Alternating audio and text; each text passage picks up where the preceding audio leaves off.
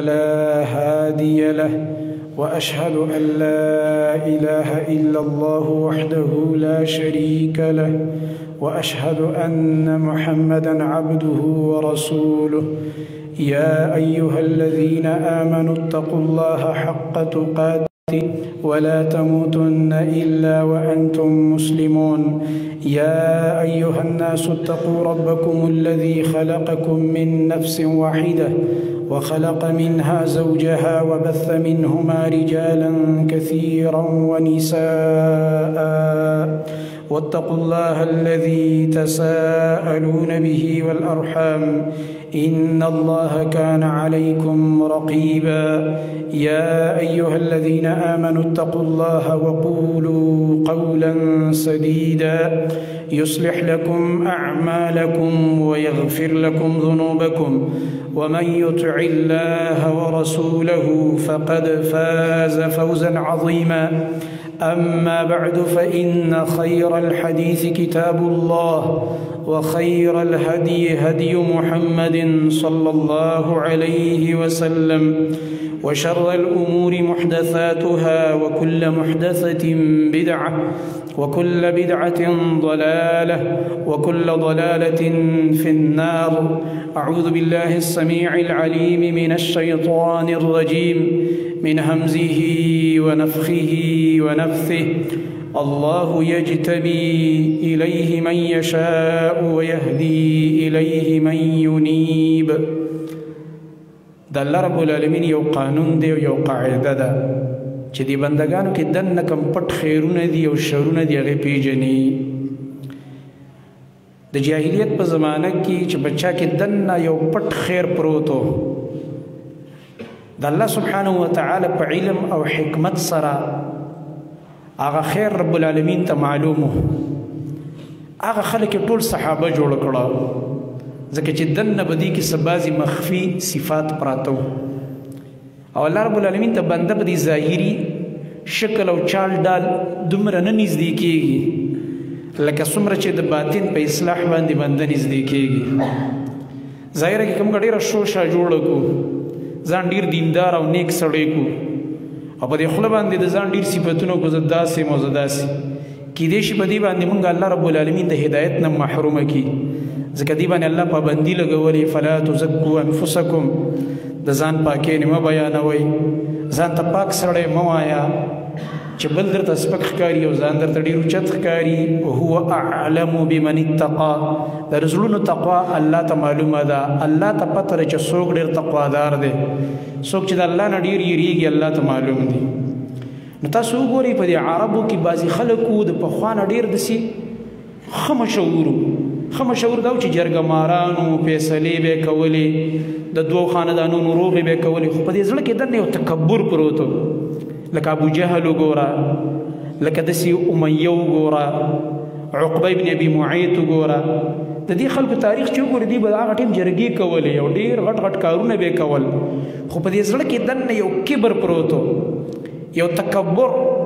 د هغې د لاسه الله رب العالمین دا ټول غټ غټ خلک دا لوی لوی سرداران د حق نه محرومه کړه او غریبانان صحابه. عبدالله ابن مسعود ته وګوره دا یو غریب صحابي دی. بلال ته وګوره دا یو غلام دی. داسې ورپسې نور راشه صحابه کرام چې د بعضو تذکره نن موږ دې خطبه کې کوو انشاءالله تعالی. دا سرداران نو څه داسې غټ غټ خلک نو جرګو والا خو یو خیر پکې موجود و اخلاق یې ښایسته و کردار یې ښکلی د جاهلیت په دور کې نو الله سبحانه وتعالی هغوی ته توفیق ورکړو د محمد رسول الله صلی الله علیه وسلم د قافلې ملګري شو. دا څه د دریم اسمان نه راکوز نه شو دا صحابه. دغه د شرک معاشره وه دغه د ظلمونو معاشره دغه د تیرو معاشره دغه د فساد معاشره دا د شرکونو معاشره دا د جاهلیت نه ډکه معاشره په دغه کې پیدا دي په دغه کې شپې ورځې تېرې کړي او په دغه کې د هغې چم ګاونډ دی او په هغې کې تعلقات دي خو چونکې څه خیرونه پکې پراته وو الله رب العالمین ته دا داسې راویسته لکه یو انسان چې د خپلې خوښې څیزونه ګوري او یو څیز په بازار کې اخلي او ډېرې خوښ شي هغه ترې راواخلي راچڼې کړي ځان دپاره. دا د الله رب العالمین په دې بندګانو کې خوښ شو دا کسان چې کومو ته الصحابه ویلی کېږي رضی الله تعالی عنهم. ځکه عبدالله بن مسعود رضی الله عنه فرمایي اختارهم الله لصحبة نبیه. دا هغه جماعت دی او دا هغه ډله ده چې د الله غوره کړې ده، چاڼ کړې ده، منتخب کړې ده د صحبت او د ملګرتیا د خپل نبی صلی الله علیه وسلم دپاره. همیشه دپاره زه ځان ته هم دا نصیحت کوم تاسو ته هم د الله رب العالمین نه مخفي صفتونه وغواړئ چې الله موږ کې داسې مخفي صفات پیدا کړي چې په موږ هېڅوک پوه نه شي او په هغې موږ تا ته در نږدې شو. دا کمال دی ګوره یاد ساتئ. که موږ د خلکو په سترګو کې ښه ښکاره شو خو د الله په نس ښه نه یو، صفر نمبرې دي زموږ. او که دغه رنګه دا ټول خلک زموږ خلاف شي لکه د ابراهیم علیه السلام په شان چې بادشاه هم خلاف، کور، پلار، قوم، نسب ټول خلاف، کلی ولس یې هم پرېښودل ډېر تکلیف د لاسه. دومره د خلکو بدې شو ابراهیم علیه السلام چې خپل کور یې پرېښود. انی مهاجر الی ربي، وایي زه د رب دپاره کور کلی پرېږدم. خو چاته ګرانو، کور کلي ته نه و ګران، پلار ته نه و ګران، قوم نسب ته نه و ګران،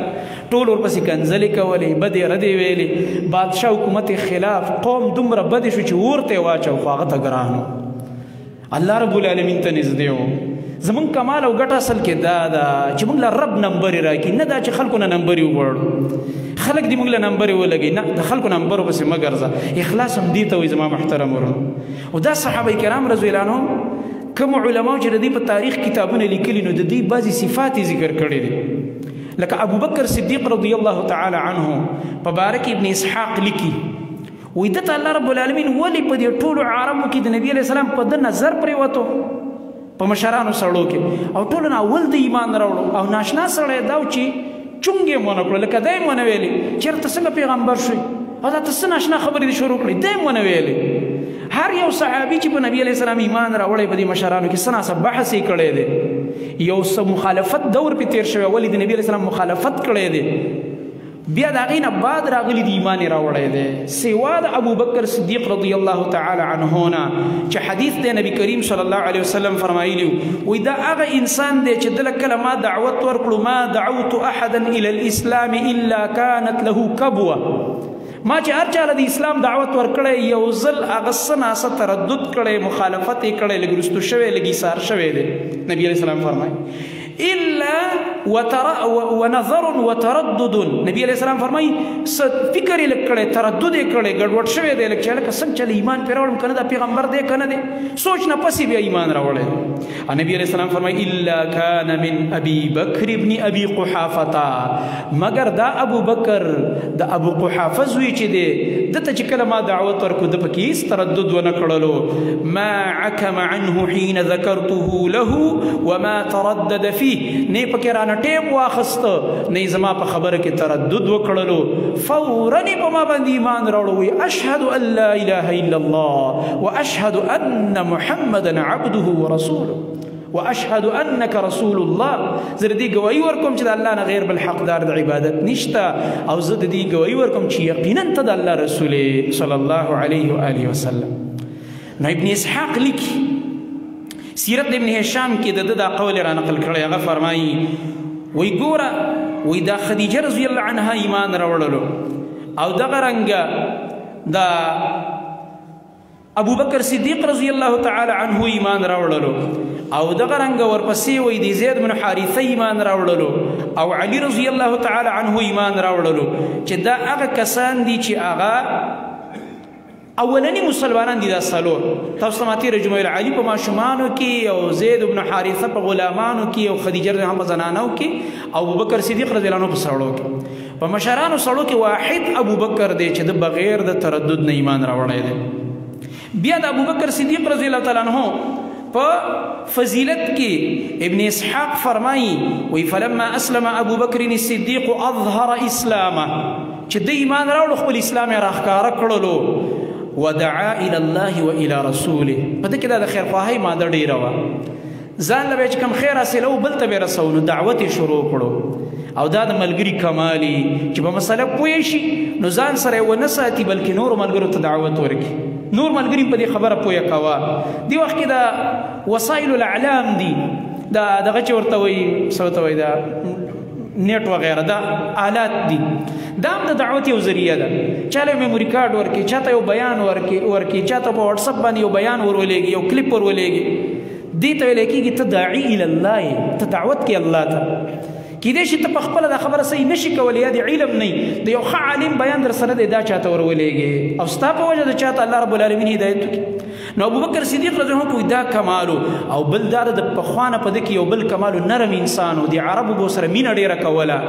وکان ابوبکر رجلا مؤلفا لقومه قوم به سره ډېره مینه کوله محببا سهلا د خلکو سره مینه وه او نرم خویه انسان او د هغه باره کې راځي وکان انسب قریش لقریش د قریشو په نسبونو کې ډېر ماهر و د هر چا قوم نسب دا ورته ډېر یاد مشر سړی نو نصاب القوم هم ابو بکر صدیق رضی الله عنه او دغه رنګ واعلم قریش بها په ټولو قریشو کې په نسبونو کې ډېر زیات علم دته دیو جن خلکو په نسبونو کې د دنه مشورې خستلې دا بعض مشران دي چې د قومونو خیلونه خپېجني دا فلانې قوم دا قوم دی دا فلانې خیل دی دا فلانې خیل دی دا یو مهارت دی چې الله چاله ورکړي په دې کې د ابوبکر صدیق رضی الله عنه ډېر مهارت و بما كان فيها من خير وشر او په هر قوم او په هر نسب د عربو کې چې کوم خیر او شر دام دته معلومو چېرې دې قوم کې دا خوی دی په دې قوم کې دا خوی دی دا پکې د خیر دی او دا پکې د شر دی الله ورله په دې باب کې مهارت په خوانه ورکړی مشر سړی سنجیده سړی وکان رجلا تاجرا تاجرو د کپړې تجارت به کوو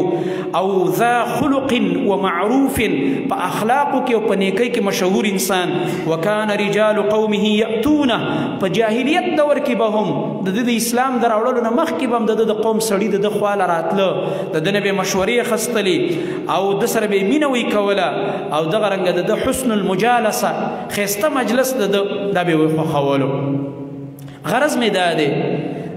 دا ابوبکر صدیق رضی الله عنه راولګېده دا 3 کاله چې اول کې خفیه دعوت په دې کې ډېر کار نبی علیه السلام سره ده کړی خدمت دا ښه ملګری هم ډېره د الله نعمت د بعضې عالم یو ډېر ښه شاګرد یې تکړه دا د غټ دپاره غټ نعمت شي دغه استاز هغه دعوت دغه استاز هغه علم په ډېره ښایسته طریقه باندې مخکې ورسوي د دې استاز یې لږ شاګردان خو دا لږ شاګردان دومره کار وکړي چې هغه شاګردان یې ځان له ډېر شاګردان پیدا کړي کشران ملګري ځان له ډېر ملګري پیدا کړي دا کمالي یاد ساتئ زما محترمانو نو د نبی کریم صلی الله علیه وسلم دا صحابي ابوبکر صدیق رضی الله تعالی عنه د کې دا کمالو چې داعی الی الله دعوت به ډېر کوو او دا کوم چې ما ولسته دي کې الله رب العالمین دې ته اشاره کوي چې زه دې خپل دین ته څوک راولم هغه کسان الله یجتبی الیه من یشاء ویهدی الیه من ینیب الله رب العالمین هدایت کوي ښودنه کوي خپل ځان طرف ته هغه چاته چې هغه د الله خوښ شي او د الله رب العالمین هدایت کوي خپل توحید ته خپل قرآن ته د دین اسلام ته رهنمایي هغه چاته کوي من ینیب چې هغه انابت والی انابت څه ته وایي زما محترم ورونو انابت دې ته وایي چې ته د حق سره تاویږي د خلکو سره نه تاویږي د حق سره تاویږي چې کوم طرف ته حق دی هغه طرف ته ته ورګرځې نه په ډلو ټپلو پسې ځي نه په قوم او نسب پسې ځي نه د چا د بل څه مرتبو لحاظ کې چېرې فلانی به خفه شو فلانی خو په دې خبره خوشحالېږي ودرېږه ده سره به په دې کې ها وکړم دا بل په دې بله خبره خوشحالېږي ده سره په دې کې ها وکړم نه حق والا اهل حق د حق سره تاویږي را تاویږي چې کوم طرف ته حق خبره بس هغه اخلي د هر چا نه دا تربیت رسول الله صلی الله علیه وسلم صحابو ته ورکړی نو په دې جاهلیت دور کې چې چا کې د دې حق طلبو لږ سنجیده افرادو هغوی الله رب العالمین دی خپل دین ته راوسته او ایمان یې ورته ورنصیب کړو او دغه رنګه حدیث کې راځي رسول الله صلی الله علیه وسلم فرمایلی خیارهم فی الاسلام خیارهم فی الجاهلیه په دې اسلام کې چې کوم کسان غوره دي او دا په جاهلیت کې کوم ښه خلک خیارهم فی الجاهلیه خیارهم فی الاسلام خو اذا فقهوا نبی علیه السلام یو شرط لګولی دی څوک چې جاهلیت کې غوره و خیارهم فی الجاهلیه په دې صحابو کې په دې مؤمنانو کې چې کوم د جاهلیت په دور کې ښه خلک وو ښه خویونه پکې وو داسې د کونډو رونډو خدمت داسې په یتیمانانو شفقت داسې اخلاق یې ښایسته لکه د ابوبکر صدیق دا صفات مې چاته بیان کړ نبی علیہ السلام فرمایي دا په جاهلیت زمانه کې چې څوک غوره و خیارهم فی الاسلام دقه به په اسلام کې هم غوره ځکه دکې مخکې نه څه دي ښکلي صفات پکې شته نو چې اسلام ته راشي خو صفات یې نور هم څه شي نور هم کمال والا شي نور هم ورته چمک ولګېږي نور هم وپړقېږي لکه لال جواهرات سره قیمتي ملغلره قیمت خو شته که نه خو په یورو کې پرته ده په خاورو کې پرته ده په ډیران کې پرته ده نو په ډیران کې پرته ده خو ملغلره خو ده که نه قیمت خو شته که نه نو په ډیران کې پرته ده بې قدره ده خو چې کله ته راواخلي وینځي او صفایي او برش مرش ورله ورکړې نو بیا څنګه شي او په شیشه کې کېدې مزېداره نور هم وځلېږي دا هغه خلکو صحابه چې د جاهلیت په زمانه کې چونکې ټوله معاشره ګنده وه هر طرف ته شرک او ظلم او فساد نو هغه خړوالی پرې راغلی و ځکه سړی معاشرې نه خامخا متاثره کېږي او د ایمان دعوت خو چا ورکړی نه نو الله رب العالمین د دغه ګندګۍ نه راویستل د دغه یورو د خاورو نه راویستل د جاهلیت او نبی علیه الصلاة والسلام هغه پړق او چمک ورله ورکړلو د اسلام او د ایمان او د وحي نو ویې ځلول قیمتي کړل قدر او قیمت یې سیوا شو او الله سبحانه وتعالى دا خبر ذکر کړي قرآن کریم سوره ابراهیم ابتدا کې چې دا قرآن الله رب العالمین فرمایي ما نازل کړی څه دپاره ای نبی چې ته دې خلکو ته بیان وکړي لتخرج الناس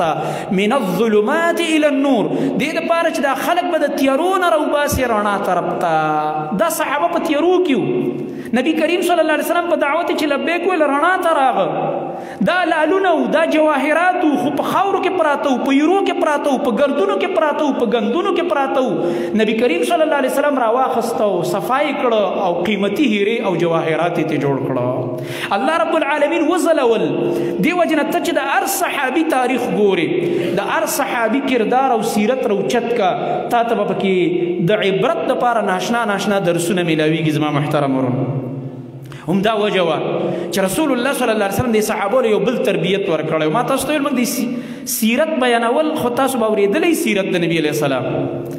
دا کمال نه دی صرف سیرت بیان کو بلکې سیرت سره سره فواید د سیرت نه تا څه فایده واخیستله ما څه فایده واخیستله دا فواید ډېر ضروري دي د دې نه فایده اخیستل د سیرت یو بله فایده یاده که د دې حدیث په رڼا کې چې رسول الله صلی الله علیه وسلم به کله به چې د جاهلیت د زمانې د هغه شرکي زمانې د یو قوم سردار نبی علیه السلام ته راغو نو سردار به په هغه زمانه کې هغه سړی جوړېده چې په هغې کې به هم څه څه لږ ښه صفات به پکې نو رسول الله صلی الله علیه وسلم به د هغه سردار هم قدر وکړلو او ډېر په نرمه او په مینه محبت به دعوت ورکړو اکثر دا سرداران د رسول الله صلی الله علیه وسلم د ښایسته اخلاقو د وجې نه ایمان ته راغلي دي او الله رب العالمین د هغې د وجې نه د هغوی قومونو ته ایمان ورنصیب کړی دی د رسول الله صلی الله علیه وسلم دا کمال زما محترم ورونو نو کوم چې ښایسته خلکو په صحابو کې لکه ابوبکر صدیق رضی الله عنه په شان دا خلک الله رب العالمین اسلام ته راوست ابوبکر صدیق رضی الله عنه راولګېده د ده په لاس باندې کومو صحابو ایمان راوړی دا اوس وګوره دې کې یو بل عبرت او یو بله د فایدې خبره هغه دا ده چې کله ته دعوت کې نو تېره جمعه مې درته یو کس باندې خواري وکړه یو کس ته ورشه هغه په مسله پویه کا په توحید یې پویه کا شرک نه منع کا که بدعت پکې بدعت نه منع کا سنت ورته بیان کا یو کس اوله کې د اسلام زموږ د دین ابتدا چې کېده په یو کس محنت شوی دی ابوبکر صدیق رضی الله تعالی عنه دعوت ورکو اول عثمان بن عفان رضی الله عنه له دا په مکه کې یو نرم انسان حیاناک انسان د نبي علیه السلام زوم دی وروسته ول دوه لونه ورکړي دي ذوالنورین ورته ځکه وایي دوه رڼاګانو والا دی عثمان چې دا دریم خلیفه دی زموږ د امت مسلمه د چا په لاس باندې ایمان راوړی دی دعوت چا ورکړی دی ابوبکر صدیق رضی الله عنه د نبی کریم صلی الله علیه وسلم مجلس ته راوستی دی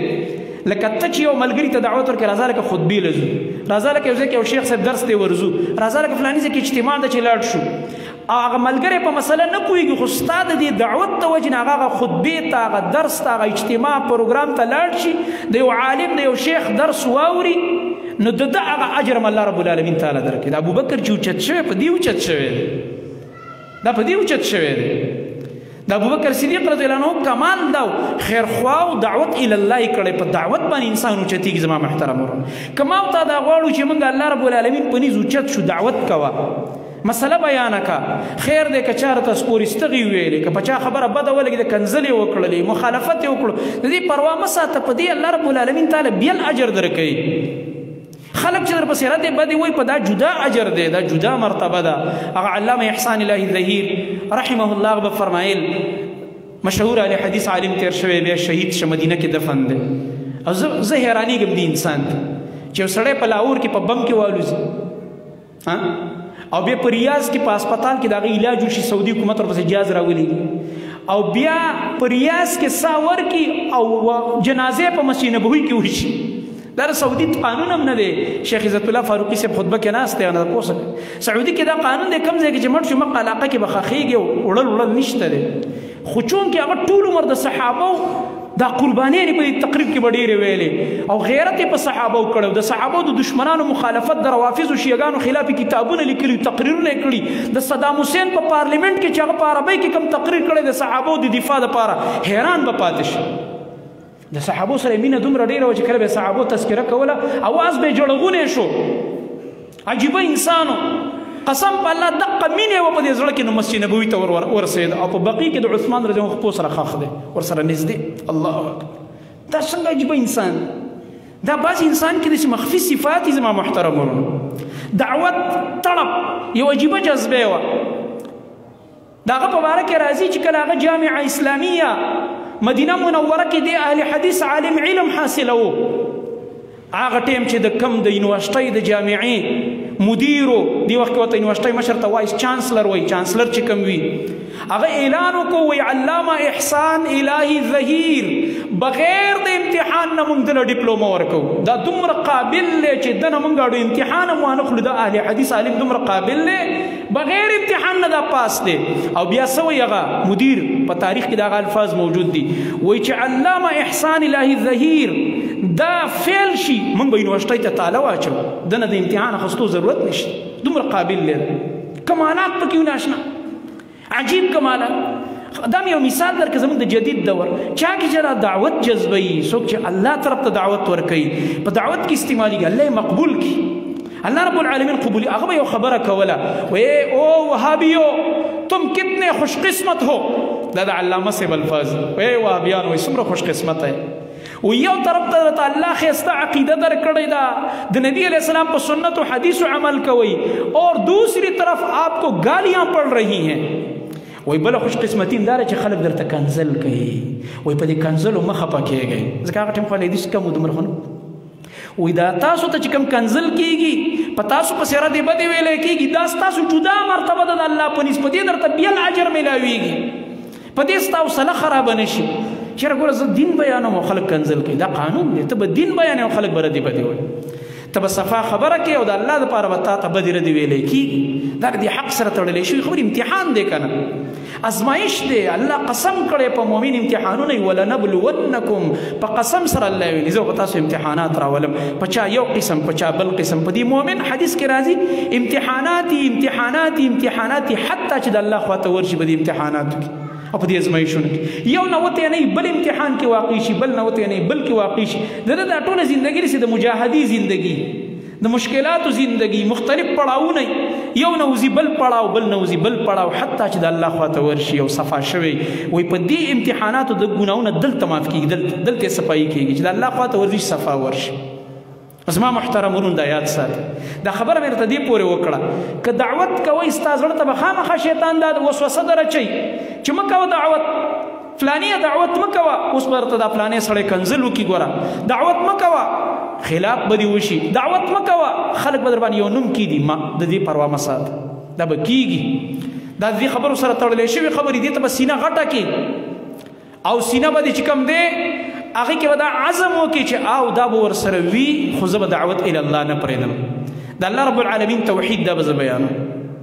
عثمان رضی الله تعالی عنه په شان اوچت انسان چې دا په عشره مبشره کې داخل دی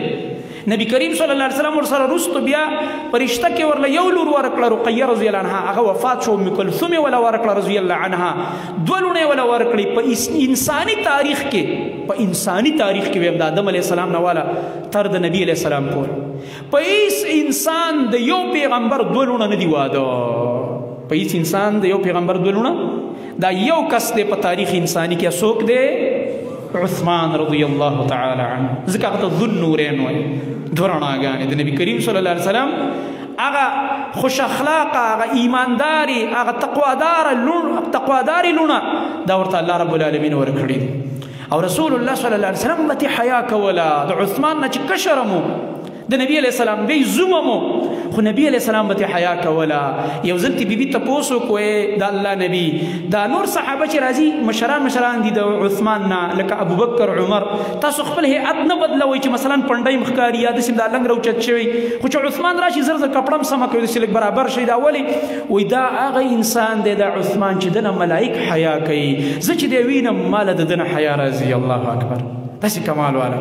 دا عثمان رضی الله عنه د ابوبکر صدیق په دعوت اسلام ته راغلی دغه رنګه زبیر بن العوام زبیر رضی الله عنه د نبی علیه السلام د ترورۍ زوی دی د صفیه رضی الله عنها زوی دی صفیه رضی الله عنها د نبی علیه السلام د پلار خور ده ترورې ده او دا زبیر رضی الله عنه ډېر غیرتي انسان دی اول هغه کس چې د الله د پاره په مکه کې توره ایستلې ده دا زبیر مکه کې د جهاد حکم و نو مکه کې جهاد حکم نو کفو ایدیکم حکم لاسونه بند کړئ که مشرکان هر څومره ظلم کوي هر څومره تشدد کوي تاسو به جواب نه کوئ کوي به ظلمونه لکه د دنیا دارالاسباب دی د نبي په الله توکل مو غیرت مو خو چونکې حالاتو ته به ګوري خپل افرادي قوت ته به هم ګوري نبي کریم صلی الله علیه وسلم ته د الله حکم نه اوس ټیم نه دی اوس د جهاد ټیم نه دی بس لاسونه بند کړي خپل قوت برابر کړي یو ورځ دی خبر شي چې نبي کریم صلی الله علیه وسلم ته چا ضرر ورکړی دی نو سره د دې چې جهاد حکم نو خو غیرت یې زړه کې راغو تورې بربنډه کو کور نه رامنډې والې په دې کې خبره دروغ نبی کریم صلی الله علیه وسلم لاره کې مخې له ورغو په مکه کې زبیر چرته اين تريد یا زبیر چرته دې اراده د زبیر چرته رواني هغه ورته د الله رسوله زه خو چا خبر کړم چې چا در نقصان درکړی ما ویل که نور ارسي خو نن په دې مکه کې دغه سړي نه دا سر په دې توره باندې وه نبي کریم صلی الله علیه وسلم ته وفرمیل الله دې تعالی اجر درکړي د ترورۍ زویه او بیا یې دله یو لقب ورکړو حواري رسول الله حواري معنا د نبي علیه السلام مخلص دوست غیرتي دوست ګرم دوست چې ورته وایي نبی کریم صلی الله علیه وسلم دله دا لقب ورکړو وی فرمایل ان لكل نبي حواري وإن حواري الزبير یقینا د هر رسول د پاره یو حواري ملګری وي ډیر مخلص صحابه ګوره ټول مخلصو خو دې ته فضیلت جزئی وي یو صفت کله کله په انسان کې څه ډیری په نسبت د نورو مرګرو ورنه صحابه ټول مخلص مرګري ټول غیرتی دي د هر یو تاریخ چې ګوري خو بعض انسان کې دا ماده لږ ډیره زیاته وي نو دته نبی کریم صلی الله علیه وسلم څه ویلي زما د ترورۍ دا زوی حواري دا زما دا زبیر دا زما حواري دی الله اکبر او دا زبیر رضی الله تعالی عنه دا د اسماء رضی الله تعالی عنها زوی دی اسماء د مور د نبی علیہ السلام خینه چې کومه ده هغه ځان له دونه د غیرت نو کوه په زنانو کې به اسماء رضی الله تعالی عنها د چې کومه د مور د دی بیا ایمان راوړی دی په کور دعوت شروع شو یو کس نارینه او زنانه اسلام ته راځي او دا زبیر رضی الله تعالی عنه دا بیا د علی رضی الله عنه په دور خلافت کې شهید کړی شوی دی زبیر رضی الله تعالی عنه او دا د علی رضی الله تعالی عنہ خواله دی ورغلی او عایشه رضی الله عنها او طلحه رضی الله عنه بصرې ته ورغه دی د پاره چې د عثمان د قاتلانو نه بدل واخله هغه مذاکرات شو خبرې اترې وشولې خو د جنگ ونه کو د علی رضی الله عنه سره بعضې صحابه ورته ویل علی رضی الله عنه ته چې دا د عثمان رضی الله عنه ویني بدل کو وانه خسته چې داسې به بیا دا نور خلفا هم قتلیږي لهذا دې کې ته جلدي وکړه خو علي رضی الله عنه خپل یو حکمت خپل چې هغه لږ صبر وکړي چې بله فتنې سره مخامخ نه شو دې کسانو خلاف به موږ کاروایي وکړو لږ په قلاره او دې بعضې صحابو لکه معاویه رضی الله عنه وغیره تاسو ګورئ جنګ راغلی دی په دې وجه دواړه مجتهدینو دوی یو خپل موقف دینی او یو جایز مطالبه او د علي رضی الله عنه خپل یو حکمتي موقف ځکه د حکومتونو بعضې مجبورې دي بعضې کاروایي او ټیم په کار یې بعضې وخت کې نه وي په کار وي خو لږ یې لیټکوي څه مختلف دغه یې هغه مجبورېنو باندې حکومتونو خلک پوهېږي نو علي رضی الله عنه تاسو ماله لږ وخت راکوئ لږ ټیم راکوئ نو کوم صحابه چې د هغه په عذر پوه شو هغوی وروستو شو هغه سره بیا جنګ نه کړی او بعضې صحابه کرام رضی الله عنهم داسې وو چې ځانو ته بس په حق ښکارېده چې نه موږ یو جایز مطالبه کوو الله وایي چې قصاص به د مسلمان د وینې اخلي لهذا شابه دا کار وکړه نو ځکه بیا وروسته هغه تاسو اورئ چېرې اختلاف او یا جنګ وغیره واقع شوی دواړه جنتیان دي دواړه جنت ته تللي دي دواړه مؤمنان دي قرآن کې الله رب العالمین فرمایي وَإِن طَائِفَتَانِ مِنَ الْمُؤْمِنِينَ اقْتَتَلُوا فَأَصْلِحُوا بَيْنَهُمَا الله دواړو ته مؤمنان ویلي دي. امام بخاري دا آیت راوړي وګوره دواړو ته الله مؤمنان دوه به مؤمنان جنگ به مو کوي دواړه به مؤمنان الله سوره حجرات کې فرمایي که دوه ډلې دي او د مؤمنانو نه دي ګوره دواړو ته مؤمنان وي او اقتتلوا یو بل سره جنگ کوي یو په بل ګزار او بل په بل ګزار مؤمنان دي نو صلح وکړي صلحا. نو زبیر رضی الله تعالی عنہ د علي رضی الله عنه سره جنگ ونه کړلو نو را روان واپس چې زم مدینه ته بس خبره ورورسېده هغه عذر پیش کړ چې ټیک د ذکر وای کوم لږ ټیم را لراکوي په دې کې په دې خبره پوه شو دی نو چې کله دی واپس راتلو تاریخ کې راځي وي چې کله په همدې د جماد الاولی میاشت وه او په سن 36 هجري وه او په همدې لاره کې لا دی په بصرې ښار د عراق کې په مانځه باندې ودرېده او عمرو بن جرموز التمیمی دا راغو او د مانځه په حالت کې په ده حمله وکړه او زبیر رضی الله تعالی عنه یې شهید کړلو. الله اکبر. بیا د عمر راغی د ده خیال دا و چې ما خو څه ډېره غټه کارنامه وکړله نو د عمرو بن جرموز چې کله وی راغو وی زیر ابن حبیش رحمه الله فرمایي دا یو تابعي دی هغه فرمایي د هغه روایت امام احمد رحمت الله علیه مسند کې راوړی دی. زیر ابن حبیش رحمت الله علیه فرمایي استأذن ابن جرموز على علي رضی الله تعالی عنه وانا عنده زه د علي رضی الله عنه په مجلس کې ناستم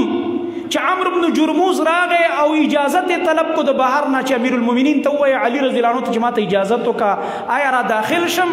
علي رضی الله عنه ته چا ویلي سړي ګوره صحابي وجلی زبیر رضی الله عنه شهید کړی دی. نو علي رضی الله تعالی عنه انتهایی وجړل په شهادت د زبیر رضی الله تعالی عنه باندې او بیا علي رضی الله تعالی عنه فرمایل بشر قاتل ابن صفیه بالنار. دی عمرو بن جرموز د نبی علیہ السلام د ترور د زوی قاتل د زبیر قاتل د صفیه د بچی قاتل ته په اور د جهنم زیری ورکوي ورته ووایه چې اور دې په ځان واجب کړو تا خو ډېر غټ صحابي ووژلو او زبیر په کومو صحابو کې داخل دی 10 مبشره کې شهادت ورته میلاو شو په مانځه ولاړ شهادت ورته میلاو شو. پرون زما ملاقات ته ملګری راغلی هلته یو قاري صاحب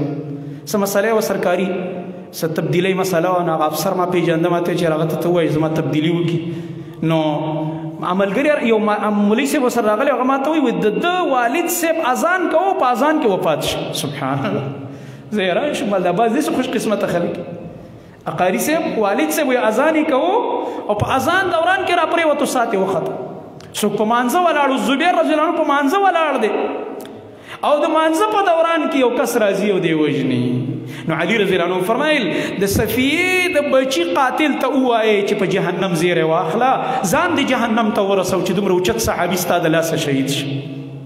او بیا علی رضی الله تعالی عنہ فرمایل دین بعد علی رضی الله عنہ فرمای سمعت رسول الله صلی الله علیه وسلم یقول ما خود رسول الله صلی الله علیه وسلم اوریدلی او فرمایلی د زبیر رضی الله عنه مبارک چې ان لكل نبی حواری وان حواری الزبیر یقینا د هر پیغمبر د پاره یو مخلص او ګرم مرګری وي او زما مخلص او ګرم او صفا ملګری هغه زبیر رضی الله تعالی عنہ دی. د پیغمبر حواری شهید کړی دی او دی لا غواړي چې زما مجلس ته را داخل شي. نو زما محترم ورونو دا زبیر رضی الله عنه د ده بیا ډېرې غټې کارنامې دي. دا دومره قوي انسان و دومره تکړه انسان د ده د غیرت نبي کریم صلی الله علیه وسلم هم صفت کو غیرت پکې ډېر و. د ده جدا یو تاریخ دی چېرته یو موقع کې به ووایي اوس یې دا موقع نه ده. اسما رضی الله تعالی عنها د دې کور والا وه د نبي علیه السلام خینه وه په ده واده وه نبي علیه السلام د ترور زوی دی ساړلویم دی او اسما رضی الله تعالی عنها هغې هم د دې خپل خاوند سره ایمان راوړو زبیر رضی الله عنه سره په دغه مکه کې او د دې اسما رضی الله عنها تاریخ هم ډېر ناشنا دی. دا هغه زنانه ده د نبي علیه السلام دا خینه چې کله نبي علیه السلام هجرت کو او د دې پلار ابوبکر ورسره روانېدو رضی الله عنه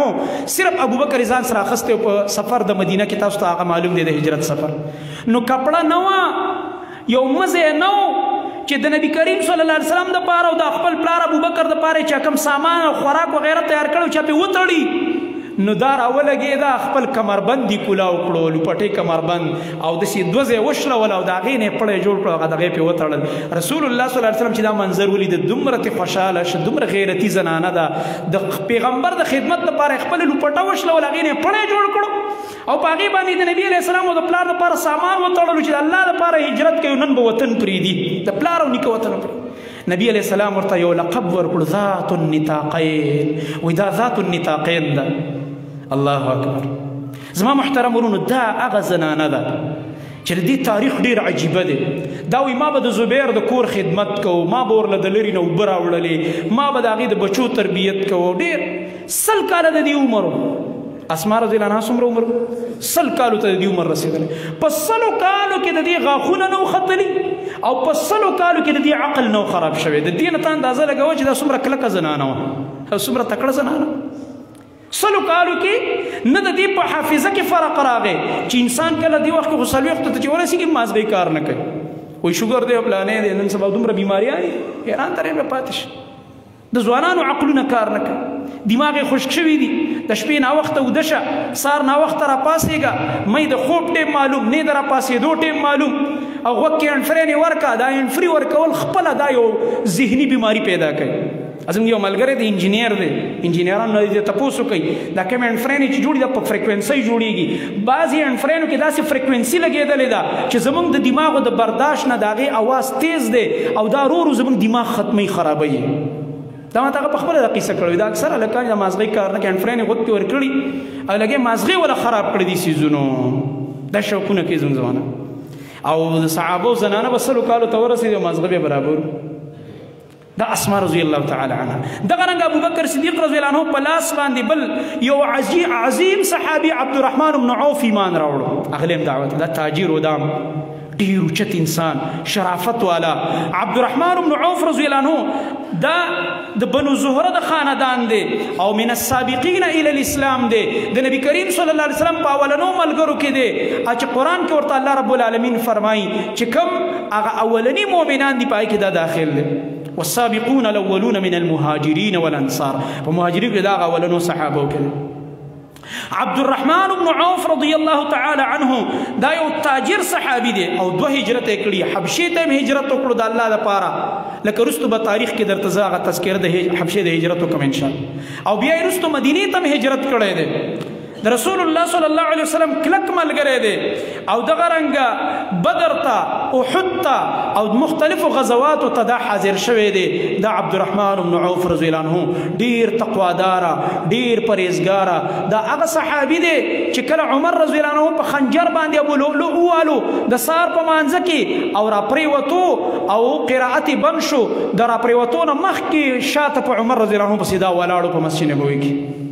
عبدالرحمن یې د لاس نه ونیو او رامخکې کو په خپله مصلا باندې ودرولو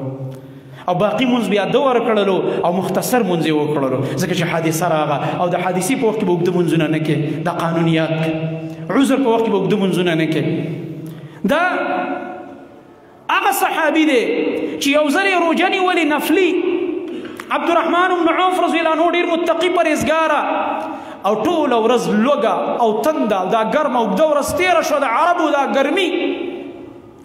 ماښام کې روژه ماتې ټایم کې ډېر مالدار او الله وله مال ډېر ورکړی ځکه نبي علیه السلام دته بار بار په دې صدقو د جنت زیری ورکړی عبدالرحمن جنت دې وګټه عبدالرحمن جنت دې وګټه چې پیغمبر درته وایي چې جنت دې وګټلو سبحان الله ماښام کې ورله غلام روژه ماتې راوړو مخې ته کېښول ماښام د اذان ټیم نږدې و د دې طعام ته راسې وکته یو سوچ کې لاړو دعا یې کوله سړی روژه ماتې کې دعا کوي زاړه ملګري وریاد شو الله زاړه ملګري وریاد شو دې کې یو نوجوان وریاد شو مصعب بن عمیر مصعب بن عمیر هغه صحابي و چې هغه په دې مکه کې ایمان راوړی دی ډېر نیازبینو مور پلار ته ډېر ګران او مور پلار یې مالدار و ډېرې غټې خرچې به یې پې کولې د یمن نه به د ده پیزار راتلل په هغه زمانه کې چې سړی د بار ملک سپلۍ په خپو کوي پیزار نو ته څه وایې چې د ده به څومره مالو پلار یې دونه غټ تاجر په مکې غوندې ښار کې او ده به خوشبو لګوله داسې عجیبه چې په لاره به تېر شو په کورونو کې به زنانه او ماشومان ویل په لاره لکه چې مصعب تېر شو خوشبو در نه راغه دومره خو بې قیمتي عطر لګول او د ریخمو جامې به یې اچولې په هغه زمانه کې د ریخمو جامې دومره دولت الله ورکړی د پلار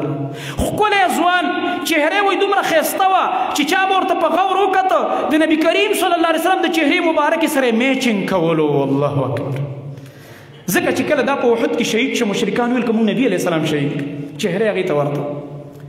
او دا هغه صحابي دی چې کله د ایمان راوړلو په دې اقتصادي پابندي ولګېدله مور پلار پې خرچه بنده کړله هغه د ریخمو په ځای به بیا د ځان نه ټاټ تاو کړه د نبي علیه السلام دپاره او د خولو بوی به ترې روانو د عطر په ځای او هغه ټاټ به یې ځای په ځای ګنډلی بدن به پکې پوره نه پټېده. یو ورځ دا په دې لاره تېرېږي او رسول الله صلی الله علیه وسلم سره صحابه ناست دي د الله نبي فرمایي دغه ځوان پېژنئ چې داسې تېر شو. صحابه وایي هغه د الله نبي وایي دا مصعب دی که نه وایي تاسو ته دې مخکې نه معلوم څنګه و دا خو ډېر نیازبین وایي اوس یې دې حال ته وګوره دا زما دپاره دا د الله د دې دین دپاره چې زما ملګری شو کوم امتحان کې پرېوتی دی دا دی او څومره خوشحاله په دې ټاټ کې ګرځي لګیا دی کور نه پې خرچه بنده شوه مور پلار ورپسې پیغام رالیږي چې د مخکې نه به درله خرچه زیاته کړو خو محمد رسول الله پرېږده صلی الله علیه وسلم دا نوې لاره دې اختیاره کړې ده د پلار نیکه دین دې پرېښودو نوی دین دې اختیار کړی دی دا ته څه کې هغه ورته وایي په الله مې دې قسمي په دې ټاټ کې چې کومه مزه ده هغه مزه ما ریخمو کې نه ولیدلې دا زما بدن نه چې کومې خولې روانې دي والله که دا مې په هغه خوشبویانو کې هغه مزې لیدلې وې او نن چې زه دا لوږه او تنده په ځان تېروم د حق دپاره قسم په الله چې کوم خوراکونه مې کول په هغې کې مې هغه مزه نه ولیدلې ما خو الله سره سودا کړې ده تاسو ته څه پته ده مور پلار ته ما خو ناشنا لاره رانیولې ده قسم دی چې کله سړی حق صحیح طریقه باندې په بصیرت وپېژني دې لاره کې چې کله مشکلات هم راځي انسان له دا بیل خوند ورکوي تا ته به تکلیف وي ته به په لوږه تنده کې ته به په مشکلاتو کې خو زړه به دې کلک دنیا به درته حیرانېږي. سبحان الله. هغه مصعب د نبي علیه السلام نه مخکې هجرت کړی مدینې ته نبي علیه السلام ورته مصعبه مدینه کې ملګري پیدا شوي مؤمنان زمانه مخکې لاړ شه ته هجرت وکړه دې په خوله دا الفاظ نه وایي ای د الله نبي کور نه دې په مور پلار راوشړل خرچې هم بندې شوې اوس مې د مکې نه مو باسي مکه به هم پرېږدم نه وایي بلکل د الله نبي بس لاړم دا دی د رسول الله صلی الله علیه وسلم نه مخکې تللی دی او په مکه کې دعوت شروع کړو درسونه شروع کړه ځای په ځای مختلفو سردارانو قومونو سره به میلاوېدو چې رسول الله صلی الله علیه وسلم مدینې ته هجرت کوو ده ورته پوره ماحول برابر کړی او ډېر خلک ایمان ته راغلي دا هغه نوجوان دی او چې کله د احد میدان ولګېدو دریم کالو د هجرت د نبي علیه السلام په مدینه کې د سره د اسلام جنډه وه په لاس کې دا هغه مصعب بن عمیر رضی الله عنه دی په معرکه کې ور ودانګل د مشرکانو په مقابل کې په دې ښي لاس کې جنډه وه د اسلام او هغه زمانه کې به قانون دا و چې جنډه به ولاړه وه ټول فوج به ولاړو دا به یو همت و خلک به راغونډېده جنډې ته چې زموږ ملګري دې ځای کې دي ځکه افراتفري به جوړېدله نو جنډې نه معلومات کېده چې ملګري دلته جنډې به پسې به زور کېده چې زموږ طاقت دلته جمع په دې وخت کې د ده په دې ښي لاس مشرکانو ګزار وکړو د زر دا جنډه دې ګس لاس ته راواړوله خو غورځېدو ته پرې نه ښوده دی ونه چې لاس مې وغورځېدو هغوی ورله ګزار په دې ګس لاس ورکړو ده په دې خپل دې سټ ترخ او په دې ولي کې دا جنډه داسې ونیوله دواړه لاسونه وغورځېده نو په دې کې چې بل ګزار یې کله په دې سټ ورله ورکو شهید کوئ ورور یې رامنډه کړله او دا جنډې ونیول. الله اکبر. دې وخت کې بیا بل ورور ایمان راوړی امر سره به دې معرکه کې آخري شهادت پورې د دا جنډه غورځېدو ته پرې نه ښوده او یا کسان شهیدان پراته دي د احد په میدان کې رسول الله صلی الله علیه وسلم وروستو فرمایي یو کس له جدا جدا قبر کنستل مشکل دي ملګري زخمیانو کوم چې ژوندي پاتې شوي وو تکلیف و ستړي و جنګ یې کړی بیل قبر نشو کنستلی ځمکه هم سخته د هغه غریزه علاقه ده که تاسو مدینې ته تلي احد غواړم کتلي کوم ځای کې چې دوی پراته دي یا دیوال یې تاو کړی نبی علیه السلام فرمایل داسې به وکړو چې دوه ملګري به په یو قبر کې خښ کړو او بس دا تکلیف وکړو له قبرونه برابر کړو یو ملګري له نبی علیه السلام راځي د ده خواته راغو چې ویې کته وایي د مصعب سامان کې وګورئ چې موږ دله کفن ورکو په خپلو وینو کې دفن کول خو کپړه یې پې اچوله دا بدن ونه پټ کړو د ده په سامان کې یو څادر پیدا شو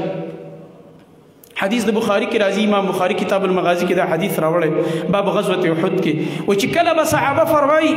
دا څادر به موږ د سر طرف ته راخ کړو د مصعب خپې به کولاوې شوې او چې کله به خپو طرف ته راخ کړو سر به یې کولاو شو رسول الله صلی الله علیه وسلم دې منظر ته وژړلي سلګو ونیولو مخ مبارک باندې سلګۍ را روانې ټول صحابه به ژړا شو وایي دا خو هغه نوجوانو چې د خو د کپړو کمی نو د خو دولت کمی نو نن د الله خواته ور روان دی دومره کپړه نشته چې د بدن پې پټ شي نبي علیه السلام فرمایي دا سر ورله پټ کوي او په دې خپو ورله سرګړی ور واچوئ واښه ور واچوئ او دغه کار د نبي علیه السلام د تره حمزه سره مشو ما درته د عبدالرحمن بن عوف قصه کوله منځ کې مې دا قصه وکړه توجه دپاره عبدالرحمن بن عوف ته وروسته زمانه کې غلام د روجمات یې راوړه مخې ته کېښوده چې څنګه د روجماتې ټایم راغی اذانونه وشو هغه دا طعام نه خوړلو دې وخت کې ورته مصعب رایاد شو د هغه شهادت او دا ټوله قصه غلام ته وایي دا طعام زما د مخې نه لرې کړه زما دې ته زړه نه کېږي دا زه نشم خوړلی هغه ورته وایي چې نن خو ټوله ورځ تاسو روژه نیولې ده لوږه او تندم تېره کړه د اوږده ورځ تېره شوله ډېر د تکلیف ورځ وه لږ څه خو دې وخوره وایي نه په الله مې دې قسم وي ما ته نن مصعب رایاد شو ما ته هغه نیازبین نوجوان رایاد شو هغه د نبي علیه السلام خوږ ملګری ما ته نن رایاد شو چې هغه په کوم حال کې د دنیا نه لاړو او دا نن موږ باندې دنیا څومره فراخه شوې ده دا څومره نعمتونو کې زموږ دا ژوند تېرېږي زه د دې نه ویرېدم هسې نه سبا الله سره قیامت کې ملاقات وکړم او الله ما ته وایي عبدالرحمانه نور څه غواړې د دنیا مزې مې درکړي جنت باندې څه کې وسته چېرته الله خو راله دنیا کې بدلې را نه کړې د نیکو اعمالو هغه طعام یې ته اوچت کړو هغه ونه خوړلو دا صحابه کرام رضی الله عنهم کردار دی دا د هغوی تاریخ دی عبدالرحمن بن عوف رضی الله تعالی عنه دا هغه عظیم صحابي دی په مختلفو موقعو کې چې کله به د اسلام دپاره ضرورت راتلو د ده به د تجارت قافلې راتلې او ثابتې قافلې به په مدینه کې د نبي علیه السلام او د دین دپاره وقف کولې وي دا ټولې ما صدقه کړلې اخره پورې په ده غریبي رانغله دا یاد ساتي کم انسان کې چې د صدقو مادی په دین باندې د مال لګولو صفت پکې دی الله چاته نه محتاجه کوي رب العالمین ډېر غیرتي ذات دی یاد ساتي او دغه رنګ بعضې نور صحابه چې د هغوی واقعات به را روانه جمعه کې بیانو او په هغوی بعضې تکلیفونه راغلي په مکه کې د هغوی تذکره به هم کوو دې دپاره چې اوله کې د نبي علیه السلام دې ملګرو ته څومره تکلیف و څومره مشکل و دې دپاره چې موږ د دې نه عبرت واخلو او موږ دا وګورو چې موږ خو د ښه د راحت دور دی هېڅ هم نشته بیا موږ ولې دعوت نه کوو چې هغوی په دونه تکلیف کې دعوت وکړو دومره په مشکلاتو کې دعوت وکړلو د الله دین ته خلک راغوښتل او موږ سره سهولتونه هم دي کاروبارونه هم دي پیسې هم دي کورونه شته هر شی موجود دی بیا موږ ناراسته او دعوت نه کوو الله رب العالمین دې موږ د خپل دین د دعوت دپاره قبول کړي الله رب العالمین دې موږ د خپل دین د خدمت دپاره قبول کړي او الله رب العالمین دې موږ نه په داسې حال کې د مرګ راولي چې زموږ نه رضایي او رب العالمین زموږ د مغفرت فیصله وکړي اقول قولي هذا واستغفر الله لي ولكم ولسائر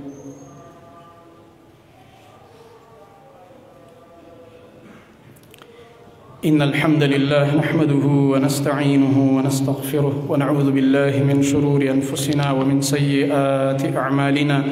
من يهده الله فلا مضل له ومن يضلل فلا هادي له وأشهد أن لا إله إلا الله وحده لا شريك له وأشهد أن محمدا عبده ورسوله صلى الله تعالى عليه وعلى آله وصحبه أجمعين أما بعد فأعوذ بالله السميع العليم من الشيطان الرجيم من همزه ونفخه ونفثه محمد رسول الله والذين معه أشداء على الكفار رحماء بينهم یو زمونږ یو ملګری بیګا وفات شه د زمونږ د مسجد ملګری او زوړ ملګری او نوجوان ډېر په ځوانۍ کې لاړو زمونږ ګل جمال بی او نن 11 بجې موږ جنازه وکړه د هغه ته دعا وکړئ چې الله رب العالمین مغفرت نصیب کړي الله سبحانه وتعالی دې د هغه د کورنۍ ته ډېر صبر ورکړي او الله دې د هغه د بچو او د هغې د کور والاو حفاظت وکړي الله دې د هر قسم فتنو نه بچ کړي او الله رب العالمین دې د دې بچي او ټوله کورنۍ د امتحانونو ازمایښتونو نه وساتي الله رب العالمین دې ترونو ته او خاندان ته توفیق ورکړي چې د یتیمانانو صحیح تربیت وکړي او الله دې په بچو کې علما پیدا کړي